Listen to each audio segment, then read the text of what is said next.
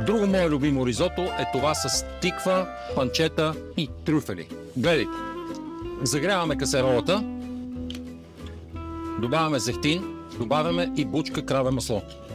Задушаваме малко шалот. Обелена, предварително нарязана на малки купчета тиква. Сотираме за 2-3 минути. Щипка сол. Малко бяло вино. Когато виното се изпари, добавяме базата ризото. Ризо скоти. Разбъркваме финално. Смесилите всичко. Дойде моментът да започнем да добавяме от зеленчуковия бульон. Често и по-малко. Докато ризотото къкри в касеролата, ще блендирам предварително изпечена тиква. Много е важно да печете тиквата, а не да я варите.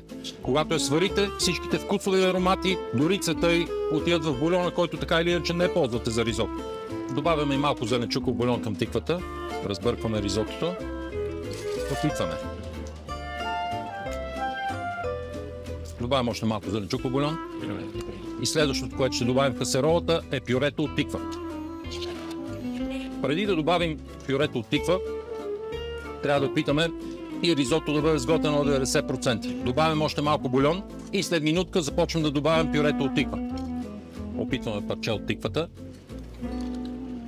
Ризотото е готово, можем да започнем да добавяме пюрето от тиква. Смесихме пюрето от тиква с ризотото.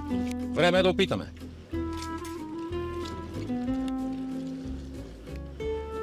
Перфектно. Още малко сол. И сега е момента да добавим пюре от трюфел. Текстурата е чудесна. Време е да монтираме маслото. Ще. Задължително. Пармиджано. Изключваме котлона. Мама мия. Готово е. Сервираме. Довършваме с пресен български черен трюфел, парченца, рукава панчета и на финала няколко капки трупа от зехтин.